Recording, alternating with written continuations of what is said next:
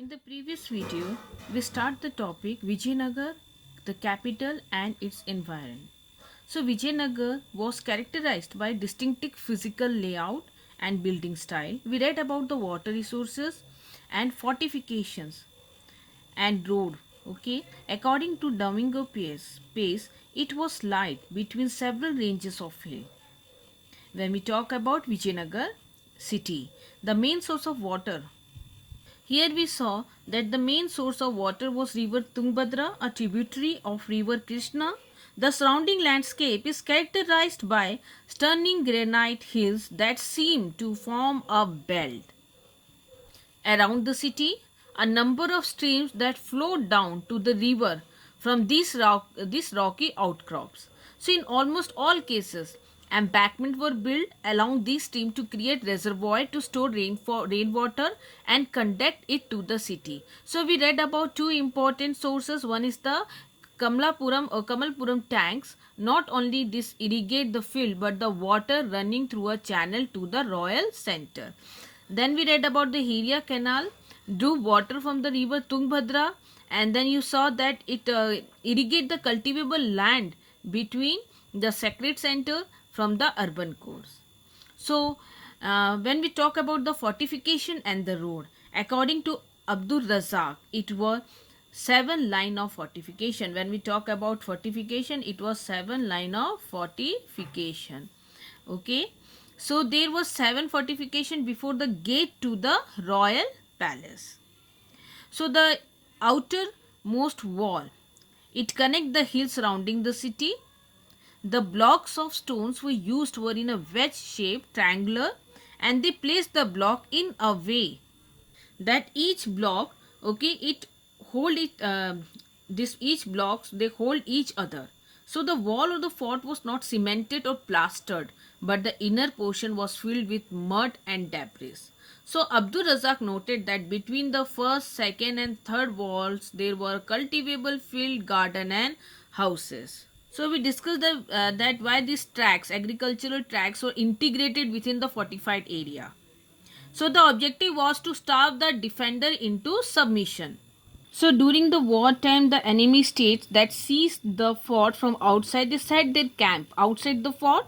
It may be for several months or years. So no one could enter into the fort or go outside or bring any goods from outside. So due to the starvation, they will surrender. The king, to prepare themselves for such situations, he fortified agricultural land and made granaries within the government. Even they protect the food grain to be plundered. So the urban complexes and the royal centers was fortified. The distinctive architectural in the gateway, the dome and the, you can see here the dome and the arc. In this gateway were this a type of the features of Turkish Sultan. So here comes the urban core or the urban center. So there is very few or you can see less archaeological evidences of ordinary houses in the urban center. So the archaeologists they find Chinese porcelain or the earthenware, okay, in some areas in the northeastern corners of the urban center. Okay, when we talk about the urban center, here is the northeast corner, okay, of the urban, suggests that this area have been occupied by the rich traders. It is occupied by the rich traders. So here you can see that they suggest that the area have been occupied by the rich traders and there was Muslim residential quarters in this place. So the mosque and the tomb located in this place have distinctive functions, okay, or practices.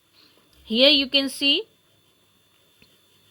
that the architecture assemble that of mandap, the pillared hall meant for public meeting and gathering of festive occasions, that was found in the temple of Hampi. Okay, so it resemble with what? It resemble with the Islamic architecture. So here you can see the Portuguese traveler Barbosa in the 16th century he described about the houses of ordinary people which had not survived or maybe not in existence. So the other houses of the people that was hatched, or you can see which roofs were made up of straw or similar materials, but they were well built and arranged according to the occupation in long street with many open places.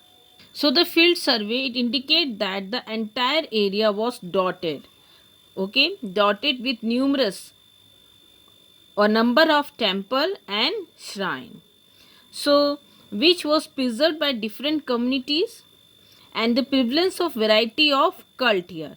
The practice of worship by different community prevailed in the society. So the survey, it also indicates that wells, rainwater and tank, and rainwater tank as well as the temple tank may have served as a source of water to the ordinary town dwellers. So when we talk about the source of the water, here you can see the well, the rainwater tank or the temple and the temple tanks that serve water to the ordinary town dwellers. So now we see two important divisions of Vijayanagar. One was the royal center, another one was the sacred center. So here comes the royal center. Okay. So what are this royal center? It's where the Vijayanagar kings and their private household lived and conducted the daily business of ceremony and government activities. Okay. So some of the important structures that were found here were the Lotus Mahal, elephant stables, royal enclosures, Hazara Ram temple and Queen's Bath, which we call Pushkarni temples. So when we talk the location, it is located in the south western part of settlement.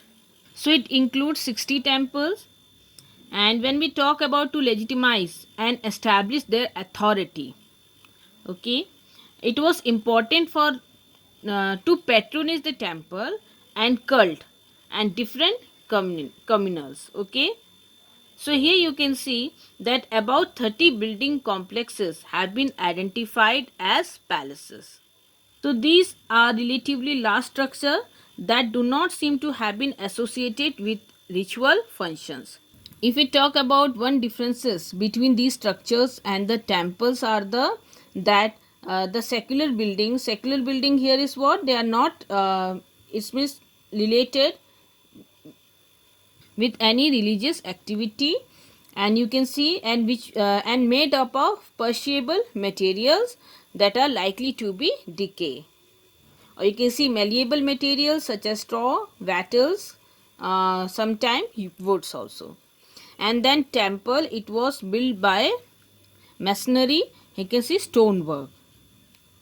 So one differences we find in the architecture of the temple and other buildings. So temples were built with you can see stoneworks or rock works, as well as the other materials other buildings were built with perishable materials. Now we talk about Mahanavami Dibba. So or the house of victory. So here is the Mahanavami. It means that the great 9th day of the festival was worshipped of goddess Durga. And when we talk about this Dibba, in Kannada language, the Dibba means mount. So the name of the building is based on the structure of the building, okay, as well as their functions. So the King Palace, here comes the King Palace is the largest of the enclosure or the citadel, but it has no evidence that it was a royal building, or you can see it a residential building. So it has two of the most impressive platforms. One is the audience hall and another one is the Mahanavami Dibba. So this building was built by Krishna Dev Rai in 1513 AD after his conquest over the kingdom of Udaygiri, that is the present day Odisha. So audience halls, when we talk about, you can see that the entire complex of this region, audience hall and Mahanavami Dibba is they are built with is surrounded by high double wall with a street running between them. So the audience halls here is the high platform, okay, with you can see slot for wooden pillars at close and regular interval. So it had a staircase going up to the second floor which rested on this pillar. तो अगर हम बात करते हैं हम्पी में king audience, जैसा कि नाम से ही इसका संकेत मिलता है कि एक इमारत है जो विजयनगर के राजा के उपयोग के लिए था। तो ये एनक्लोजर के भीतर स्थित था, जिसकी हम बात करते हैं सिटाडेल के अंदर।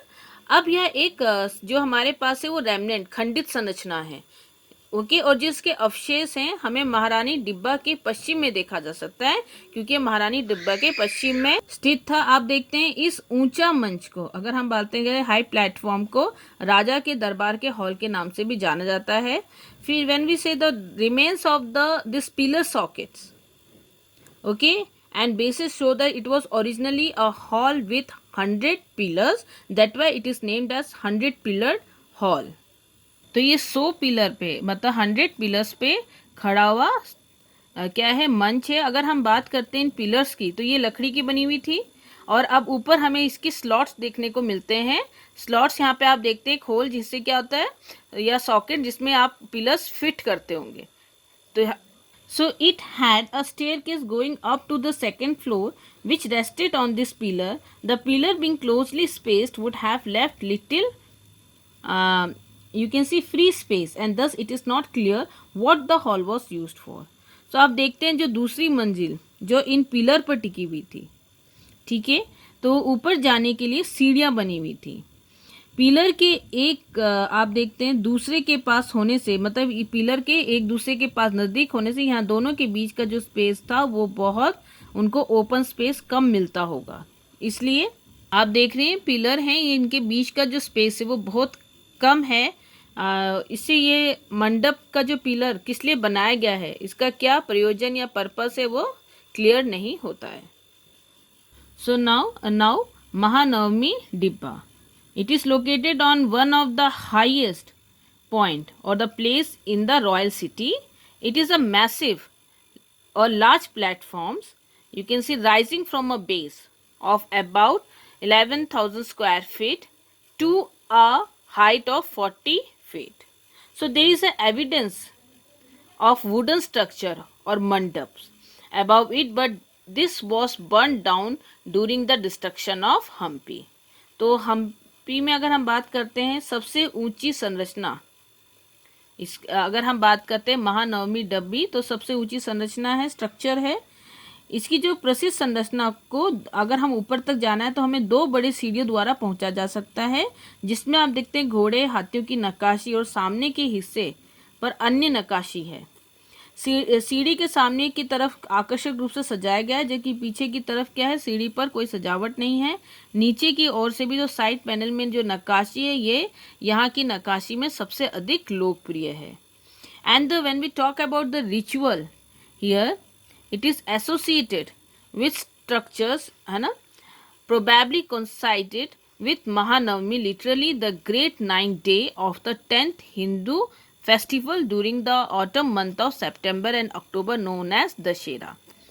In northern India, Durga Puja in West Bengal, Navratri in Mahanavami in peninsular India. So the Vijayanagar king, they displayed their prestige, power and suzerainty on this occasion. तो जो प्रोग्राम है जो इस स्ट्रक्चर से महानवमी डिब्बा जो स्ट्रक्चर है, जो प्लेटफॉर्म इससे जो एसोसिएटेड है, ठीक है, वह नवरात्रों के 9 दिन का त्यौहार है। ऐसा माना जाता है कि इन 9 दिनों में यहाँ पर नवरात्र का जो त्यौहार है बहुत भव्य महोत्सव मनाया जाता है। इन दिनों में राजा अपनी स्टेटस और अपने पावर और अपनी सोवरेनिटी का प्रदर्शन करता है। और जो उत्सव मनाया जाता है, the ceremony performed on the occasion included worship of the image, ठीक है, ये you can see worship of the image, मूर्ति पूजा, worship of the state horse, राज्य के जो घोड़े उनकी पूजा की जाती थी, sacrifice of buffaloes and other animals, and then dance, wrestling matches, processions of caparisoned horses, elephant and chariot, यानी आप देखते हैं घोड़े, हाथियों, रथों और सैनिकों की शोभा यात्रा और parade, as well as ritual representation before the king and the guest by the chief nayaks and subordinate king mark the occasion, यानी राजा और नायक द्वारा जो गेस्ट को गिफ्ट दिया जाता था। And on the last day of the festival, the king, and he inspected his army and his armies of the Nayak in a grand ceremony in an open field. So you can see the army and the army of the Nayak were inspected by the king in an open field, and on this occasion the Nayaks they brought rich gift for the king, or as it is stipulated tribute, or mean they demand for the tribute were being given on this last day of occasions. So here you can see the Mahanavi Dibba that stand today, or in they are in existence, they existed, was really the center of this elaborated rituals we discussed. So scholars have pointed out the space surrounding the structure was not adequate, and you can see for elaborate processions, or you can see rally for armed force, women, and large numbers of animals. So like any other structures, okay, the function of the structure, here any other structures we talk about the other buildings, okay. So if we talk the function of the structure, it remain enigma. Here is the it remain mysterious or difficult to understand.